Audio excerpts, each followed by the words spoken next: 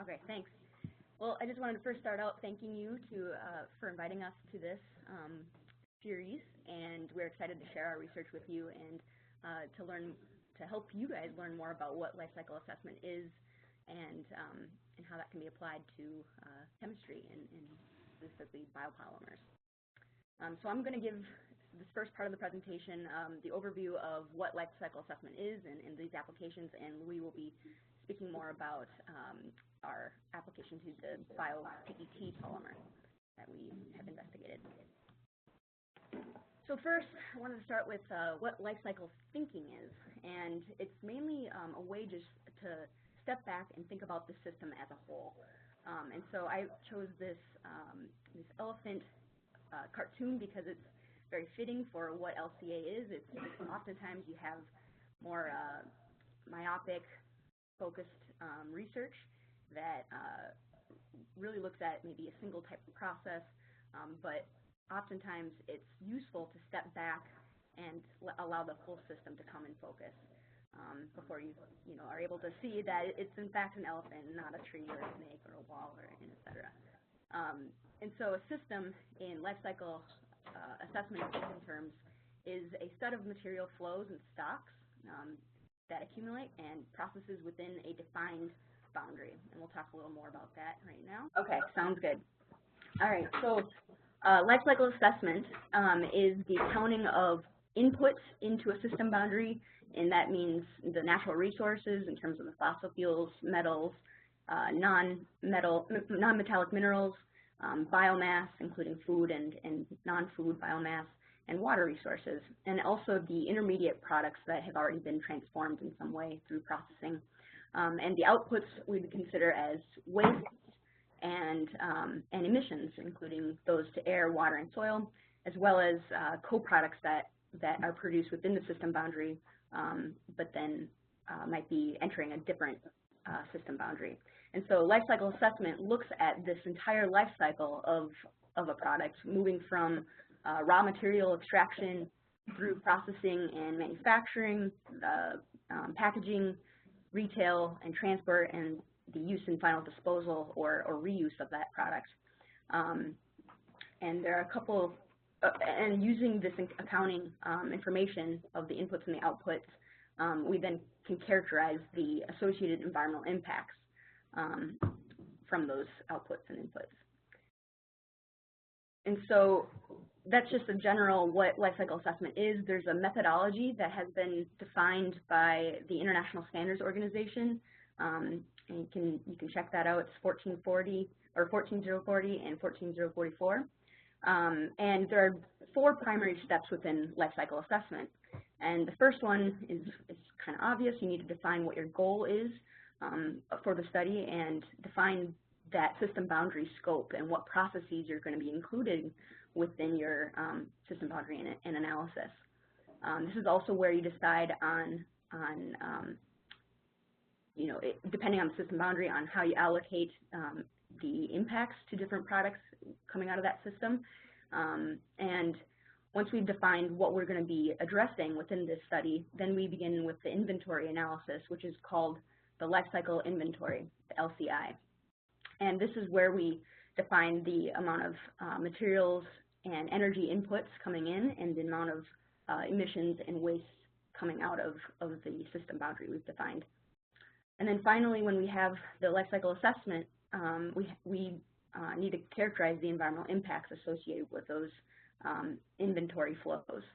And so these can take on a myriad of different impact categories, but you can sort of categorize them into 3 general ones, which are ecosystem quality impacts, human health impacts, and resource scarcity impacts.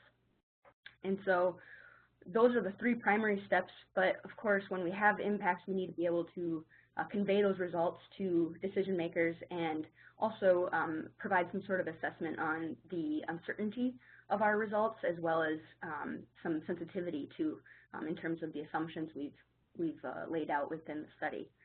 And this is also where we can provide a contribution analysis to show which processes in your system are driving the environmental impacts that you're seeing. So a couple of terminologies that you might come across in if you're working with someone that's doing a life cycle assessment or have been asked to do something such as that. You might hear the term cradle, factory gate, and grave.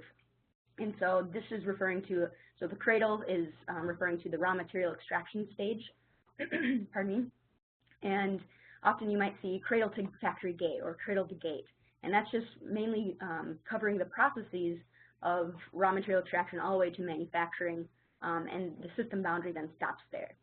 In some other life cycle assessments, we might hear or see cradle to grave, and that's really covering the entire processing steps and stages from the raw material extraction to disposal or reuse of those materials.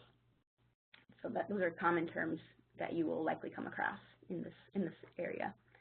The other terms that you might see within the goal and scope area are this idea of upstream and downstream. And this is really referring to the flow of materials,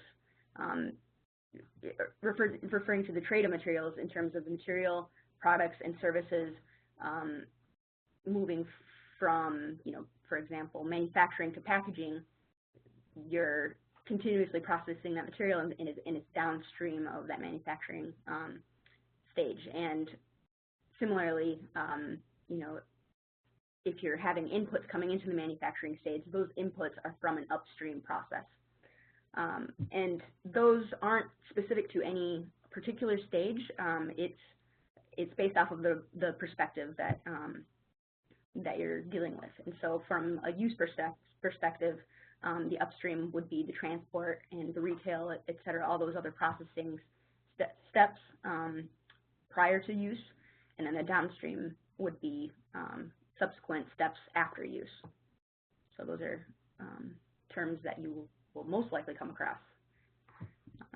The other aspect that is often defined within the goal and scope area is what's known as a hotspot, and I sort of alluded to that earlier, and that's identifying the areas, the stages in the supply chain or life cycle that are driving the majority of impacts in any impact category. Really, you can have different hotspots per impact category, and so like in this example, an arbitrary example where 40% of the impact is manufacturing and 24% is use, these would be considered our hotspots of this system that we'd be looking at.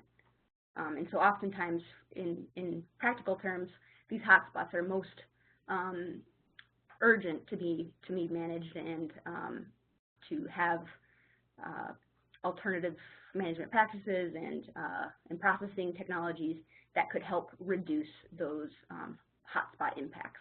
Those are a key focus for supply chain managers and design for environment applications.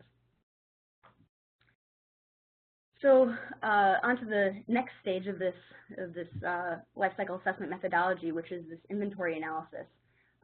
And you might also hear it being referred to as material flow analysis, MFA.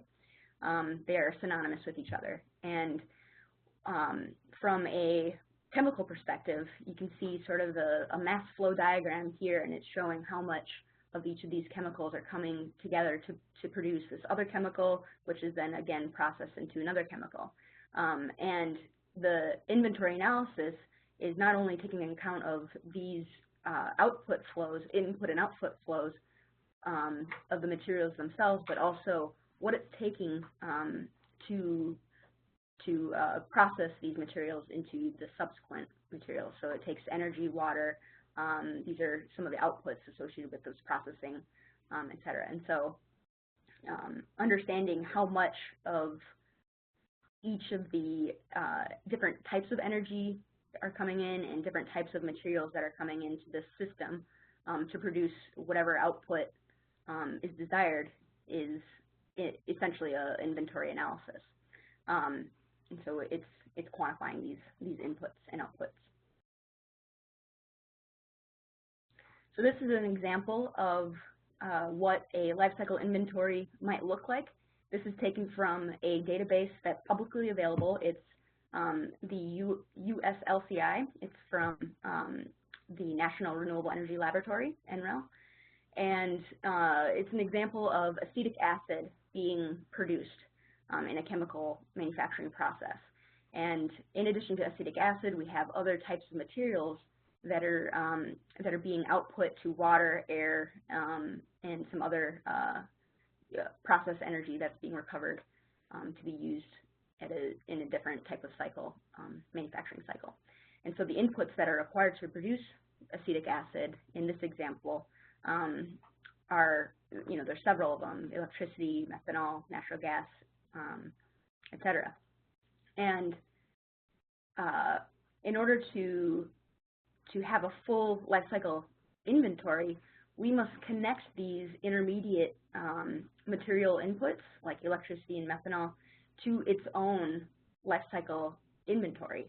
And so you can see that these life cycle inventories can get pretty large because electricity will have in and of itself, coal, natural gas, perhaps biomass, nuclear, and then the life cycle inventories associated with those products, and et cetera, et cetera, et cetera. So it can get quite large, and where do you stop with this? Well, it's a matter of elementary flows, and it's elementary, my dear, in terms of the environmental. So an elementary flow is an environmental release to the environment in terms of its output, or it's a natural resource that comes directly from the environment. And the main key word with that is that transformation of the material does not occur, or there's no previous transformation of the natural resource material, and there's no subsequent transformation of the output. And that's what you can consider an elementary flow. It's directly coming from the environment, and it's directly released to the environment. And so getting to that through an LCI, this is an example of what an elementary flow back to the environmental outputs and environmental inputs. These are all taken from the environment. You can't. They're not processed prior to these inputs, and so that table is incredibly large. And what we do with that then is to connect it to these environmental impact mechanisms. And so first, these elementary flows are classified into how they affect these different types of impact categories. And then once we classify those into the different impact categories, we then can characterize what the associated impact of these flows are within those categories. And so you might hear often when you're dealing with impact categories, this idea of a midpoint versus an endpoint. And the midpoints are a lot more detailed. They're specific to particular environmental challenges and issues, like eutrophication, for example. It's related to the nitrogen and phosphorus outputs into the environment, and specifically into water bodies. And the effect, the environmental mechanism, is that it reduces the oxygen levels through algae growth. So algae grows because there's excess nitrogen and phosphorus, and as algae grows, it depletes the oxygen that's in water bodies. And so that leads to eutrophication, which affects other life within water bodies. And you can sort of aggregate these midpoint categories into an endpoint category that is more generalized, like ecosystem quality, for example. There are a couple of things to think about, though, when you are presented with information related to either the midpoint or endpoint. On one hand, the endpoints are somewhat easier to understand from a decision-maker perspective, but on the other hand, there is more uncertainty associated with these endpoint categories, as opposed to leaving it at the midpoint impact category. So just a couple things to think about as you hear life cycle assessment results at either of these stages. So when we look at the elementary flows and connect them to the environmental impact categories, we must think of this cause-effect pathway, and that's how we link them. So for example, elementary flow output could be these methane, carbon dioxide, and nitrous oxides.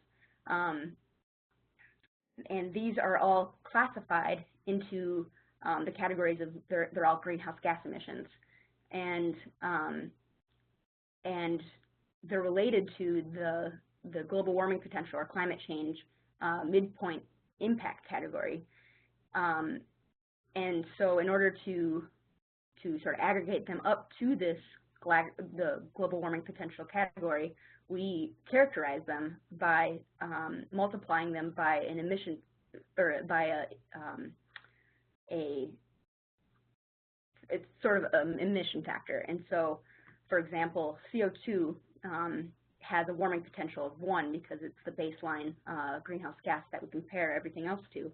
And so for every 1 unit of methane, it generates approximately 28 units of equivalent warming potential to CO2. And so doing this for all of the environmental flows allows you then to get to a single score of carbon dioxide equivalents, which relate to this global warming potential. And then we can begin to see and use other models to then connect them to how a change in warming affects human health, how it affects weather and plant possible damages. And you can see just off the bat that these would be more uncertain because it's going to be variable across locations and across time, likely. So another thing to consider, and this is something that Luyi will be talking more about as it relates to biopolymers, is this idea of allocation. And allocation is used after impact is assessed, and that's at a process level. And so there are a couple different ways that we can allocate impacts to co-products that are simultaneously being produced out of a process. So one of the ways is a physical allocation. You can use either mass or volume, and this is more of a stable estimate of the relative impacts of these products. Same with energy content. It's more stable.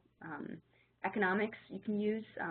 This is often argued to be preferable in terms of, why are we producing these products in the first place? Well, it's driven by economics. And so there is a school of thought that thinks economic allocation should be primarily used. There's another school of thought that disagrees with that, and that's mainly because economics are changeable, and as we allocate impacts to one or the other of these co-products on a year-to-year basis, or whatever that time function is, it can vary. And so oftentimes, if economic allocation is used, it's an average relative price being associated with these two products. The other method for allocating, and it's not necessarily an allocation per se, but it's called the displacement method. And this is where we extend the system boundary and we consider what products are we replacing or displacing, and that displacement then we can credit back to our system and say that because of making this product, we actually displace impact in another product category. So this is an example of that. So if we look at dried distillers grain solubles produced from corn, so we have corn production, it goes to an ethanol facility that produces both ethanol and dried distillers grain solubles, DDGS, and then this DDGS goes through to animal feed, and ultimately, by feeding it to animals, we can displace production of soybeans and corn. And so 1 ton of DDGS displaces 1.22 tons of corn and soybeans. And so we assume in a type of LCA, it's called attributional LCA, that the demand for corn and soybeans then is reduced, and therefore the production of soybeans and corn are reduced, and that savings in emissions can then be credited back to the initial production of corn and ethanol because of the co-product DDGS. I'm sure I'll get some questions on that. It's a little bit, in some ways it's sometimes difficult to understand that. So once we've had an opportunity to look at the impact in the various impact categories, there's the opportunity to weight these impacts to have a whole system perspective on the, like, for example, product A versus product B. It's a combination of these impact categories: climate change, acidification, and particulate matter. And looking just at one of these categories, you might conclude that product A is better than product B, or product B is better than product A, and vice versa.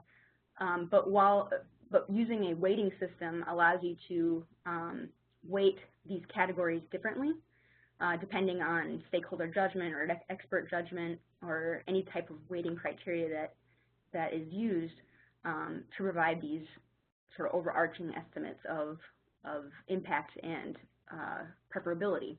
So in doing that, we can see that product A is, based off of our weighting criteria, is better than product B in terms of the environmental impacts that we have here. And so there's a variety of ways that weight can be estimated, and as I said, it could be estimated by expert or stakeholder judgment on the severity of the different impact categories and the urgency to act on these impact categories. This is often used, especially regarding policy. It's also used where you monetize the impacts based off of the estimated damage that it causes. There's also a way that, depending on the policy target, if we want to reduce 50% of impacts for climate change, but only 20% of the impacts for acidification because it's less dire, then we'd weight those based off of the policy target percentages. And there are probably others, but those are the 3 most common that are used. And then finally, this interpretation stage, which is incredibly important.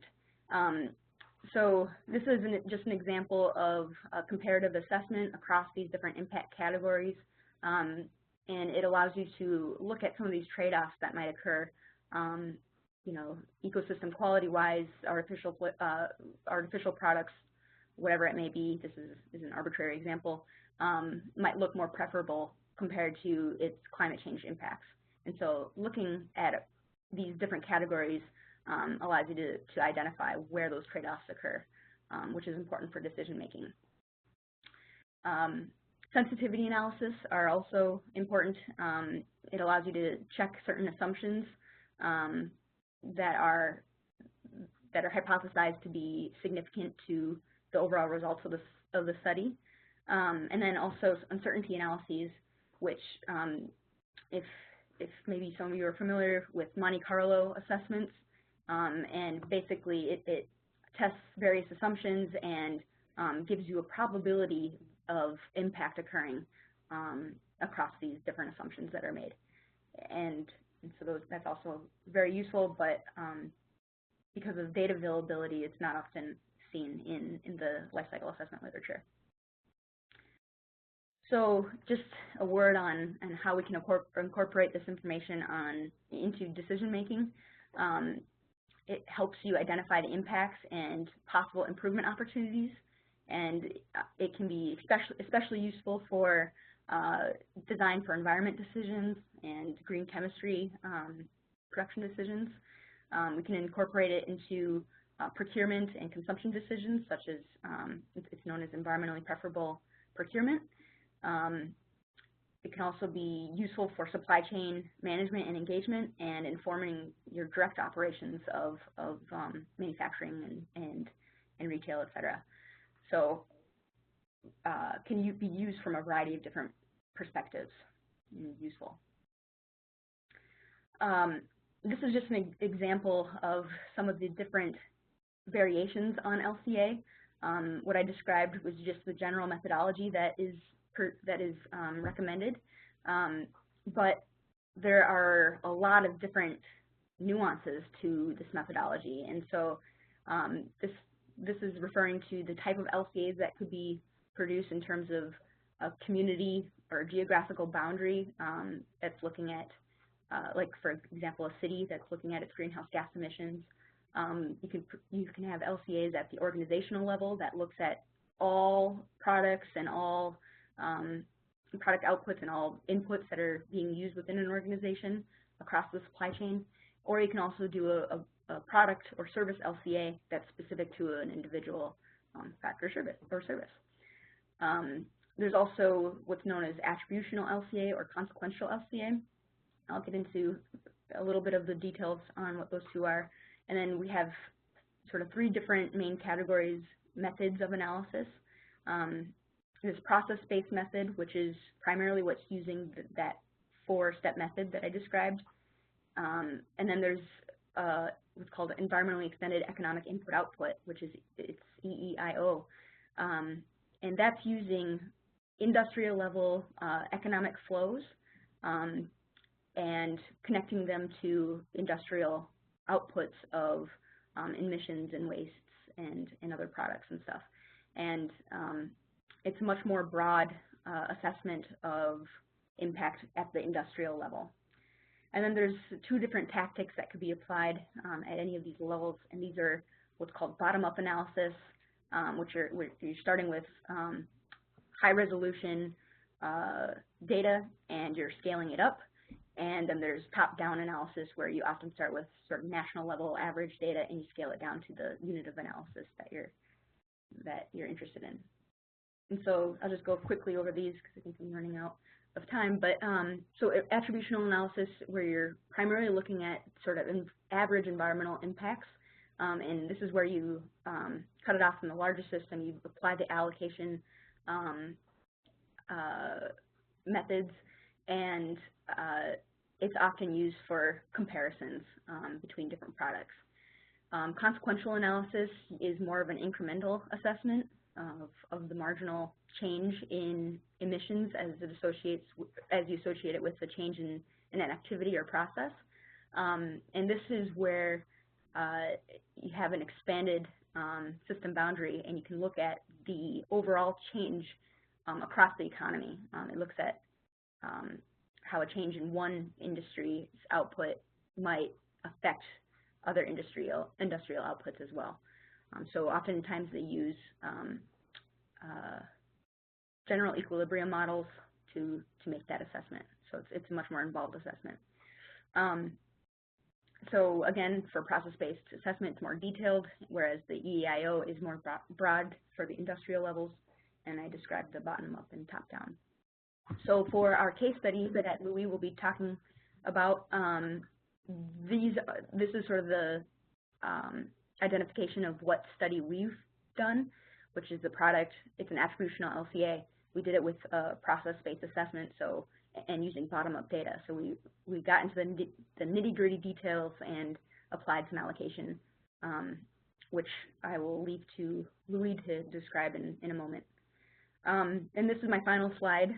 I put together a couple of resources that you might be interested in looking at.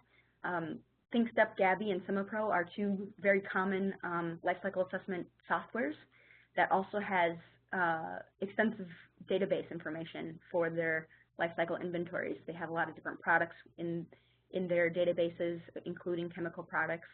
And the downside with those two are that there's a license required and they're not cheap. So the other options, though, are USLCI. That's a freely available database, and OpenLCA, GREET, and bees and LCA Commons, those are all freely available databases. They sort of focus on somewhat different areas, but a lot of them do have information related to the chemical properties and impacts of different chemicals and other types of products, many other types of products as well. So I'll leave it there.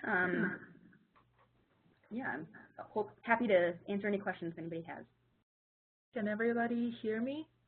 Yep, you can go ahead. Sure, thank you. First off, Jill, thank you for inviting us to make this presentation and just share our study with you guys.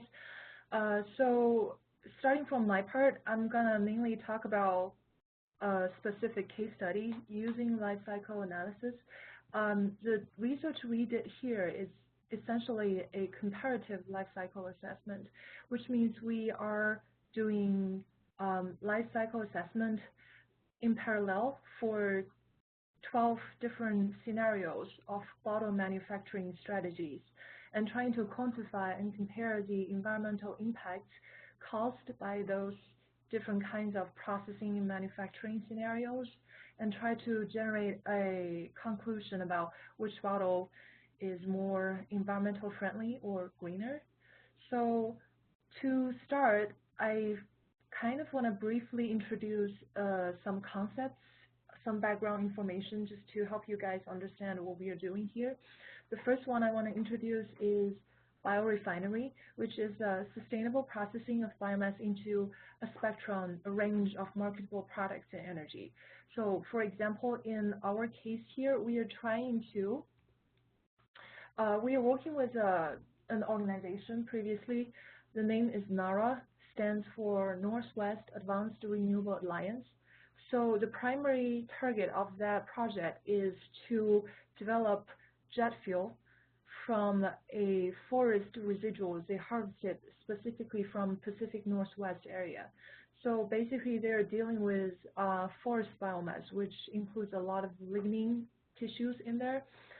So what we are trying to do is to mimic the structure of the traditional chemical and fossil fuel industry, because from what we understand, in the traditional fossil industry, probably 90% of the raw material, crude oil, that goes to the final fuel products, but that's not where people make most profits from.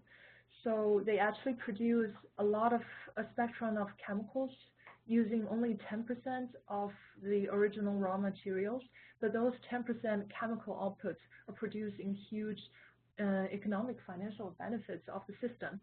So the reason we are exploring the bioplastic bottles is that we want to see if that's possible to use a small fraction of those forest residuals and produce some like byproducts of the system, co-products, I would say, which is the plastic bottles, because we know there is a huge market for plastic bottles here in the United States and probably worldwide.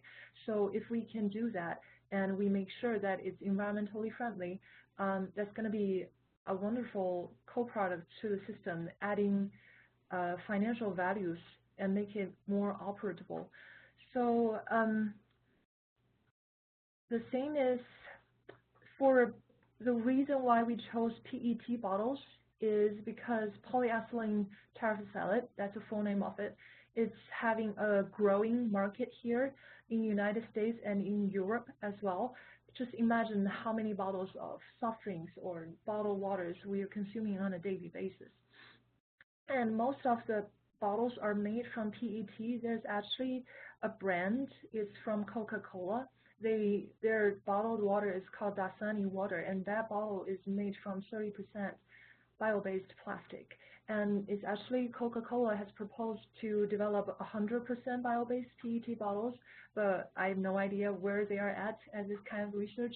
But that's basically the goal of many of those soft drink companies to try to cut their cost or demand of fossil resources and trying to shift from those biomass, especially like forest biomass, which are basically harvested and just dumped in the ground or burned into slash pile burning and creating a lot of impacts and pollutions. So they're trying to think about a way to use those originally wasted materials and try to convert them to usable products. Polyethylene terephthalate, you guys must be more familiar with this kind of chemical manufacturing process, but I still want to give a little bit background about how this is actually manufactured. So PET is created from the polymerization of terephthalic acid and ethylene glycol. So the process we involved in NARA is where we are trying to produce bio-based terephthalic acid, because previously when I mentioned there is a 30% bio-based bottle in Coca-Cola, that's from the ethylene glycol side, because one of the precursors, very important precursors of ethylene glycol is ethanol. And I'm not sure if you guys are familiar with the ethanol industry in the United States. There are already a lot of bio-based first generation, second generation biofuel, which is ethanol, are produced from corn or agricultural residuals. So that part is relatively easier, but terephthalic acid has never been manufactured in a biomass-based structure before. So what we gain from NARA, we are trying to design a process to produce isobutanol, which is a precursor of terephthalic acid. We try to produce isobutanol from source biomass and process it into paraxylene, and then later on try to go through several processes and make it into terephthalic acid. So the goal of our comparative life cycle analysis is to quantify the environmental impacts generated by this different kinds of bio-based PET bottles production. And we are not only exploring 30% bio-based PET, we are also comparing this kind of bottle with 100% bio-based PET, which is what I just mentioned. We produce both terephthalic acid and ethylene glycol from biomass, and that's a 100% bio-based PET bottle.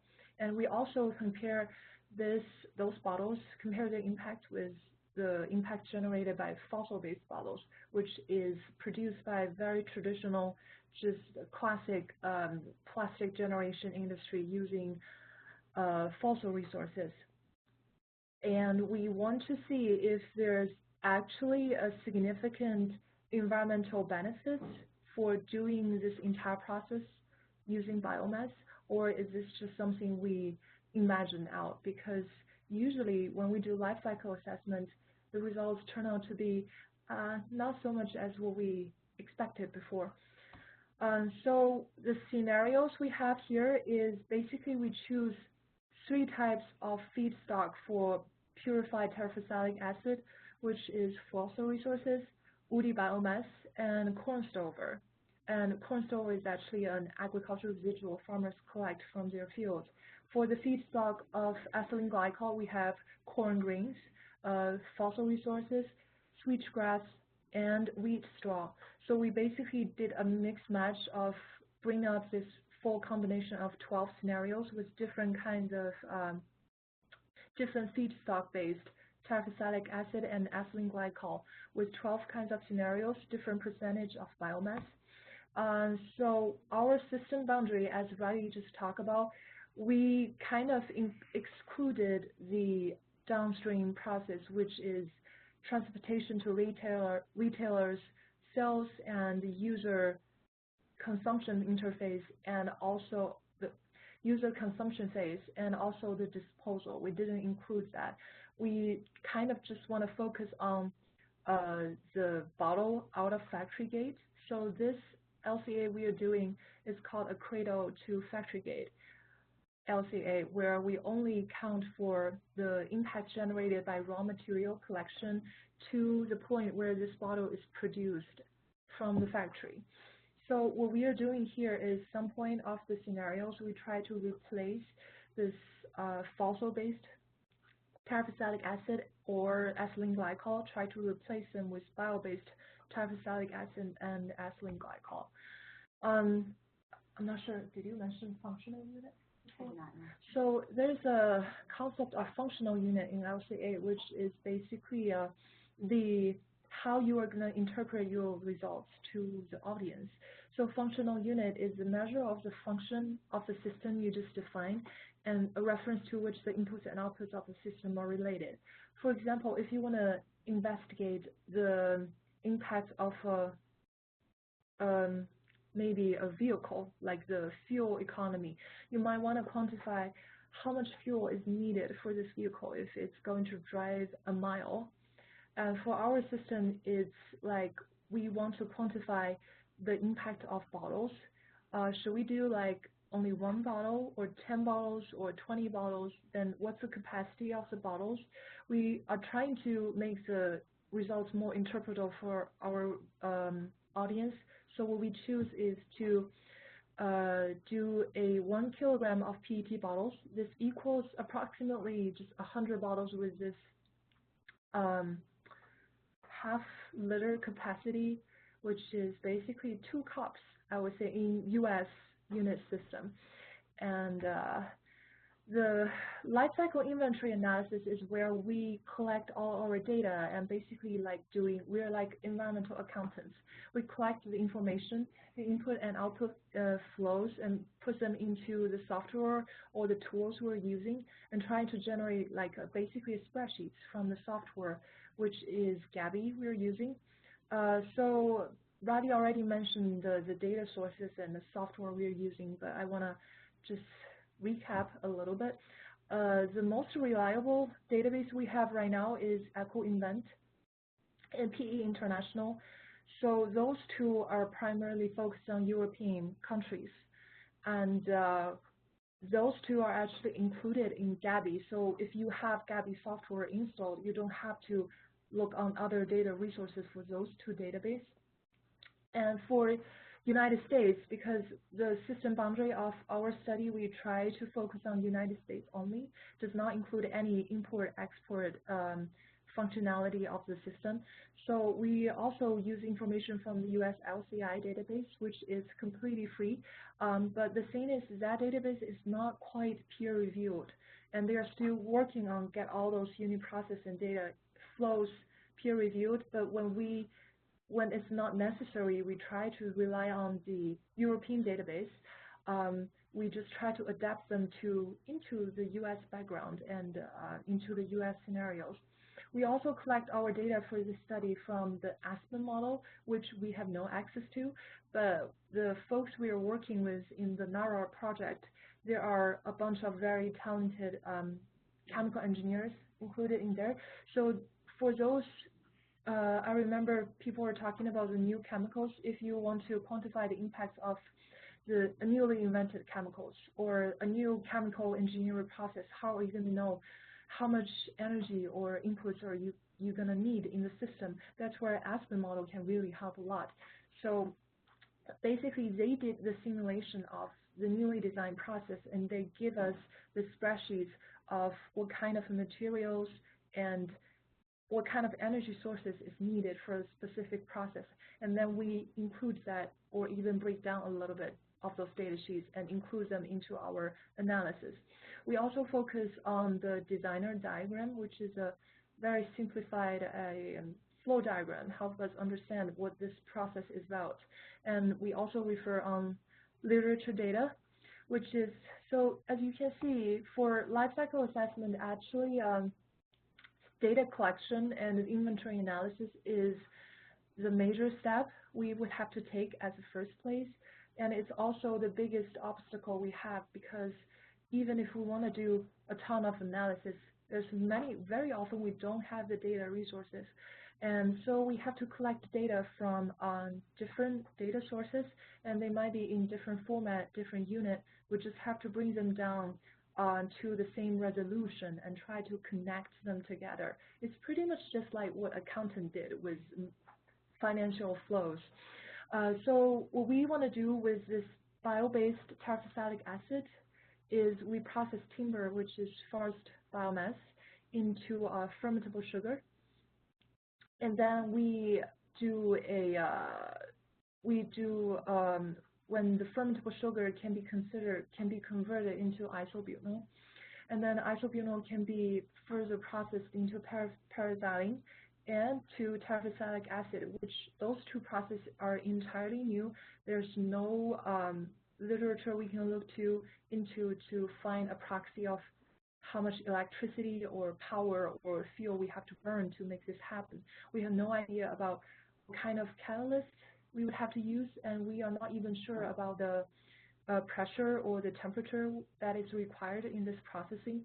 So all we do is to look for a patent published by a company involved in the NARA project and basically make a lot of assumptions on the patent data, because in the patent they presented probably 16 scenarios about how we can make this happen.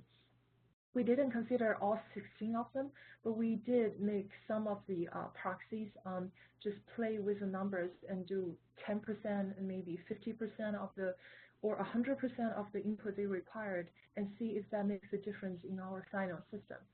And as a sensitivity analysis. Yes. So this is just a basic table of how we collect our data and try to convert, different data sets into the same unit system and try to connect them together. This is, I just want to show you a little bit about what we are doing with Gabi. So like what I'm showing here is a pretreatment enzymatic hydrolysis and fermentation, so which we created corresponding basically functional blocks in Gabi, and each blocks represent a detailed process. And if you click those blocks, you can see this huge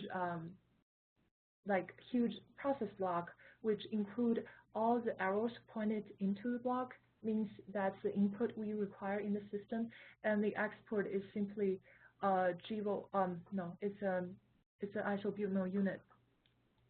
I didn't really include any emissions here because for emissions we don't include them as virtual outputs. We just count them in the final impacts interpretation. So as you can see, there are actually a lot of emissions I can produce here, but they are highlighted as red, and we don't include them as our physical outputs. So for life cycle impact analysis, which is when we get all those numbers, we get a spreadsheet, which is perfect. But the thing is, how can we make those numbers understandable to our audience? Because if you simply tell someone, a decision maker, and you tell them how much kilograms of CO2 or CH4 or N2O you're producing, they will not understand what kind of impacts they're going to have. And what we are doing in impact analysis in midpoint is trying to convert it into a relatively more understandable standard to the general audience. Like pretty much everyone knows CO2. It's a greenhouse gases. It's a representative of greenhouse gases. So we do convert the other greenhouse gases to CO2 equivalent. Basically, it's like how much greenhouse gas impact is going to be generated from those gases, how many times is compared to CO2. For example, CH4 is creating, I believe, 25 times of greenhouse gas impacts compared to CO2. So together we bring that number to roughly 4 kilograms of CO2 equivalent. But that's still not so interpretable for people it's not from our field, not environmental scientists. So in the end, we would have to generate reports and telling them about this is going to have a negative impact on our temperature precipitation system, and it's going to cause sea level rise. And that's how you communicate with the general public or business people or our industry collaborators and help them figure out what this actually means. And the three major environmental categories I want to focus on for the study is global warming potential, human house particulate, which is PM2.5 as a representative, and also the fossil fuel depletion. Because in the paper we actually explored 8 of them, but for the other 4, I don't think that's a primary focus of a lot of the industry collaborators. For avoided impact, as Rylie just talked about, it's about when we are trying to divide the multifunction process into a separate unit functions, like the NARA process we have, the primary product from the system is jet fuel, and the plastic bottles is an extension we developed from an intermediate process with an intermediate product of the system, which is isobutanol. And we don't want to direct like too much of the raw materials to co-products. We still want to keep most of the raw materials with jet fuel, but maybe a small portion of the raw material flow, a stream, we can direct to other co-products. So the problem lies in, as the biorefinery system function as a unit system, how are we going to like divide the impact generated from those upstream process and actually allocate those impacts to different products? Should we do that based on, energy values? Should we do that based on financial values, like the economic values? There are many methods we can do, but according to ISO 14040, is basically trying to, they are asking people to avoid impact allocation because it can cause a lot of confusion. What we are trying to do is that we are trying to substitute so it's the impact associated with alternative production of an exported function here, which is our plastic bottles. This can be subtracted from the investigated system to determine the potential avoided burdens. So if I'm investigating the NARA process, I will want to, if I gain any environmental credits from my bottles, those credits can be subtracted from the total impact of the NARA system. So if I'm looking at our bioplastic bottle system, what we can get is A, B, C, D, I listed here, 4 kinds of avoided impacts, because to make this system happen, at first we need to collect the forest residuals, which are typically just burned into ashes in Pacific Northwest, and that accounted for a huge 39% of the total forest biomass produced on an annual basis in the area. And that's creating a lot of environmental impacts, especially poisonous gas and greenhouse gases. So that's, by using those resources to produce bottles, we don't have to go through that flash pile burning process, and that basically stopped the emission from happening. That's an avoided impact 1.